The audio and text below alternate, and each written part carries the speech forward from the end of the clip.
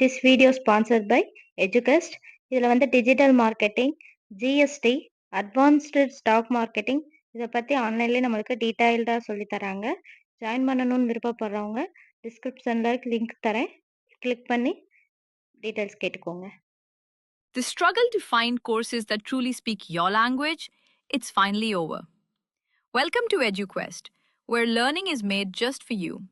At EduQuest, we bring you a wide range of online courses, from career building programs to skill boosting masterclasses, all in your regional language.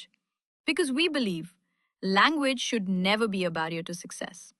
Our courses are tailor made after understanding what today's learners really need. So why wait? Start learning the smarter, simpler way only with EduQuest.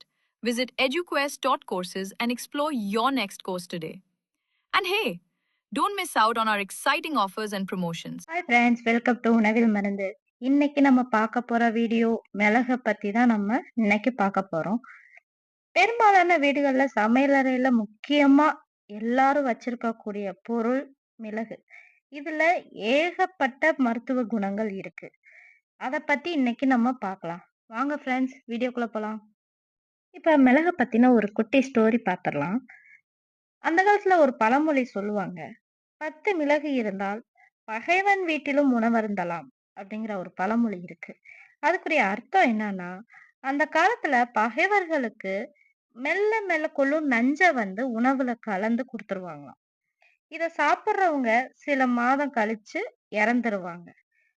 அத வந்து பாஷான நஞ்சு அப்படின்னு சொல்லுவாங்களாம்.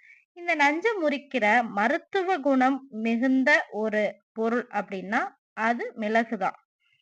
அந்த விஷத்த முறிக்கக்கூடிய ஒரே மருந்து அது மிளகுக்கு இருக்கு.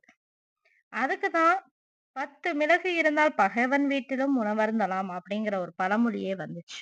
அதே மாதிரி மிளகுக்கு ஒரு இன்னொரு பெயர் இருக்கு, கரி. மிளகாய் வருவதற்கு முன்னாடி நம்ம சமையல் அறையில காரத்துக்கு கை கொடுத்தது மிளகுதான். அதனால்தான் காரம் சேர்த்து சமைத்த காய்கறி சமையலுக்கெல்லாம் கரி அப்படின்ற பெயர் சூட்டினாங்க. சீசர் ரோமாபுரியை ஆண்டு கொண்டிருந்த போது தங்கத்தை கொடுத்து மிளக வந்து வாங்குவாங்களாம். ஒரு தடவை கஜானால இருந்த தங்கம் எல்லாம் தீந்துருச்சு. மிளக கப்பல்ல இருந்து இறக்க வேணாம் அப்படின்னு சீசர் சொன்னதா வரலாறு கூட இருக்கு. மிளக வந்து காயா பறிச்சு அதை பதப்படுத்தினா கருப்பு மிளகு. அதை வந்து பழுக்க வச்சு ஊற வச்சு அதுல இருந்து தோலை எடுத்து சுண்ணாம்பு நீர்ல சுத்திகரிச்சா அதுக்கு பேரு வெள்ளை மிளகு.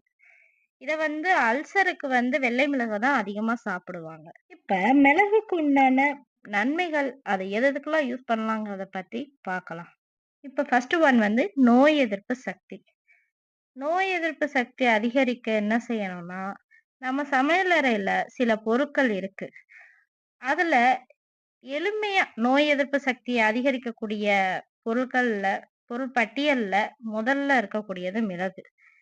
இந்திய நூல்கள்ல ஆயுர்வேத காலத்துல இருந்தே மிளகு பயன்படுத்தப்பட்டதாக கூறப்படுது. முற்காலத்துல இந்த பொருள் மருந்து தயாரிக்க பயன்படுத்தப்பட்டதுன்னு ஆய்வுல இருக்கு. அடுத்தது வந்து ஆன்டி ஆக்சிடென்ட்.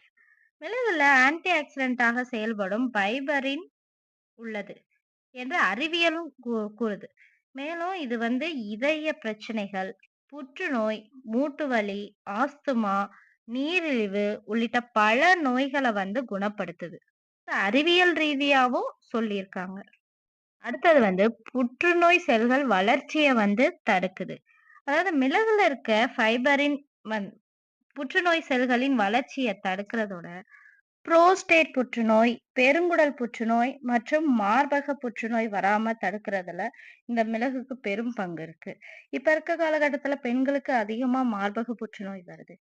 அப்படி இருக்கவங்க வந்து உடம்ப ரொம்ப ஸ்ட்ராங்கா வச்சுக்கணும், புற்றுநோய் செல்கள் வளர்றதை தடுக்கணும் அப்படின்னா நம்ம அன்றாட உணவுகள்ல மிளக அதிகமா சேர்த்துக்கிறது ரொம்ப நல்லது. அடுத்தது வந்து சர்க்கரை நோய்.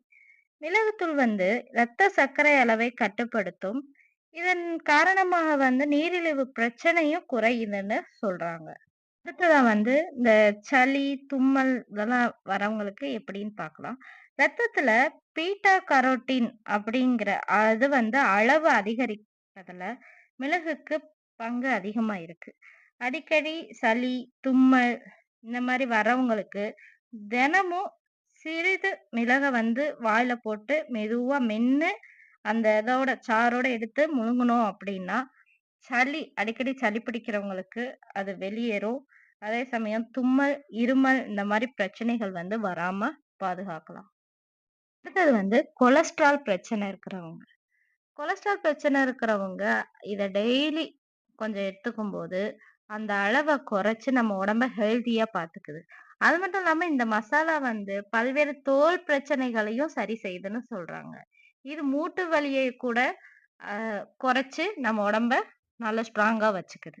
அடுத்து அசிடிட்டி பிரச்சனை இருக்கிறவங்க, காலையில இத கொஞ்சம் சாப்பிட்டு வந்தோம்னா, அந்த பிரச்சனையில இருந்து விடுபடலாம்னு சொல்றாங்க. அதே மாரி மிளகு பொடிய வெதுவெதுப்பான தண்ணீர்ல போட்டு லேசா குலுக்கிட்டு, அத கொஞ்சம் கொஞ்சமா குடிச்சிட்டு வரும்போது, உடல்ல ஆற்றல் மற்றும் செயல்திறன் அதிகரிக்கும்னு சொல்றாங்க.